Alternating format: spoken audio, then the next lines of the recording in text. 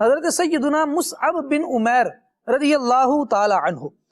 ایک وقت ہے کہ آپ رضی اللہ تعالی عنہ قرآن مجید کی تلاوت کرنے کے بعد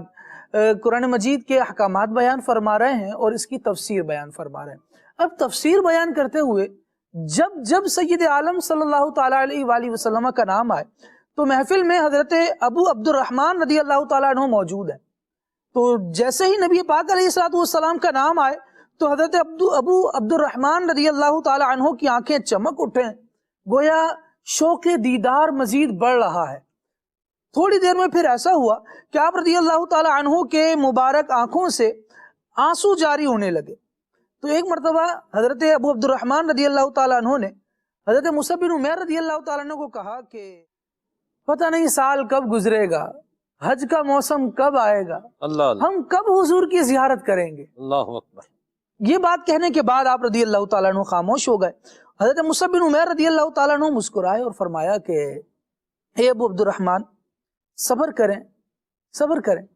دن جلدی ہی گزر جائیں گے، ہم حضور کی بارگاہ میں حاضر ہوں گے۔ ابن مسلمہ رضی اللہ تعالیٰ عنہ نے کہا کہ رسول اللہ صلی اللہ علیہ وسلم کی دید کے بغیر، یعنی وہ ایک ہی محفل سجی ہے، صحابہ کرام علیہم رضوان کے جملوں کا تبادلہ دیکھیے۔ آپ کہنے لگے کہ نبی پاک علیہ السلام کی زیارت کے بغیر مجھے سکون نہیں مل رہا، اللہ، پتہ نہیں کب گزریں گے دن۔ یہ کہہ کر وہ خاموش ہو گئے اور پھر تھوڑی دیر بعد جب گفتگو کرنے لگے تو کہنے لگے مجھے اندیشہ ہے کہ حج کا موسم آ جائے گا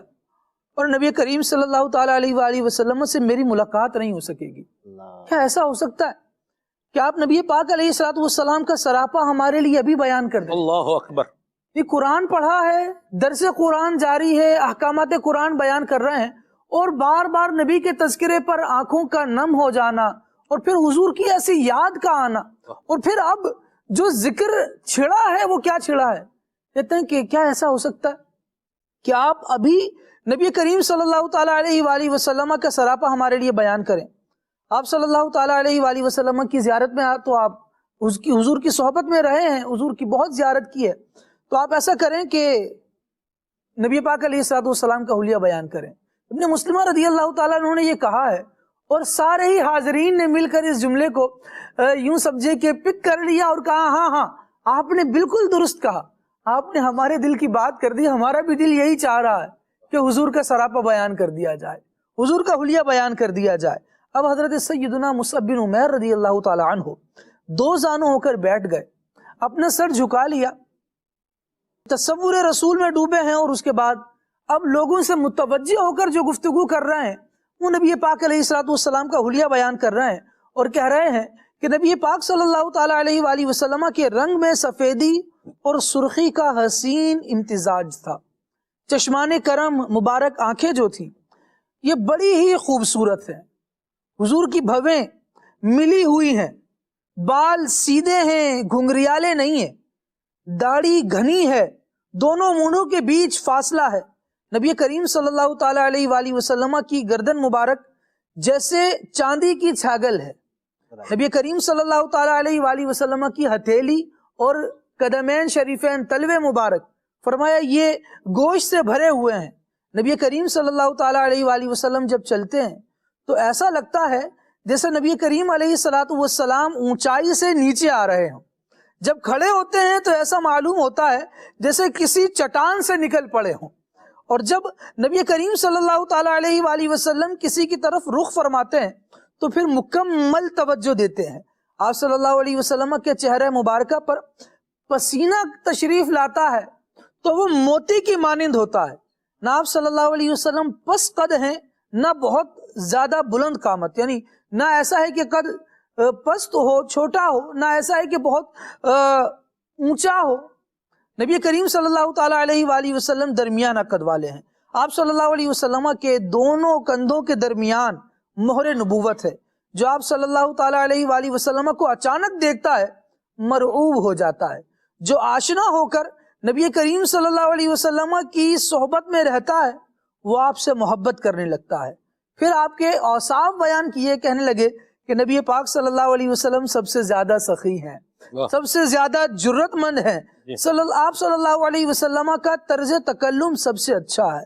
وعدہ پورا کرنے والے ہیں، سب سے نرم طبیعت والے ہیں، رہن سہن میں سب سے اچھے ہیں۔ پھر کہتے ہیں میں نے آپ صلی اللہ تعالیٰ علیہ وآلہ وسلم جیسا کسی کو نہ پہلے دیکھا نہ حضور کو دیکھنے کے بعد کوئی ایسا خوبصورت ملا کہ جو حضور صلی اللہ علیہ وسلم سے زیادہ خوبصورت ہو۔ کہتے ہیں جس وقت حضرت مصعب بن عمیر رضی اللہ تعالیٰ عنہ یہ بیان کر رہے تھے تو صحابہ کرام علیہ رضوان کی اس جماعت پر مکمل سکوت چھایا ہوا تھا، سب خاموش تھے، نبی پاک علیہ الصلوۃ والسلام کا ذکر خیر پوری توجہ کے ساتھ سن رہے تھے، اور نبی کریم صلی اللہ تعالیٰ علیہ وآلہ وسلم کے اس مبارک بیان کو، حضور جان عالم صلی اللہ تعالیٰ علیہ وآلہ وسلم کے اس حلیے کو سماعت کر رہے تھے۔ ابھی حضرت مصعب بن عمیر رضی اللہ تعالیٰ عنہ اپنا بیان مکمل بھی نہ کر سکے تھے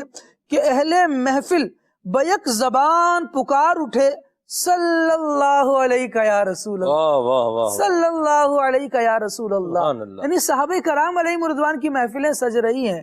تو ذکر خیر ہو رہا ہے، نبی کریم علیہ الصلوۃ والسلام کے اوصاف بیان کیے جا رہے ہیں، حضور کا حلیہ بیان کیا جا رہا ہے، اور پھر جب یاد ایسی آتی ہے اور بار بار نبی پاک علیہ الصلوۃ والسلام کا حلیہ بیان ہوتا ہے تو صحابہ کرام علیہ رضوان کے لبوں پر بھی درود السلام جاری ہو جاتا ہے۔ بار بار آقا دو عالم صلی اللہ تعالیٰ علیہ وآلہ وسلم کی بارگاہ میں درود کے نذرانے پیش کر رہے ہیں۔ آج ہم ذرا اہل سنت کی محافل کا، اہل اسلام جو نبی کریم صلی اللہ تعالیٰ علیہ وآلہ وسلم کے ذکر سے برکت لینے کے لیے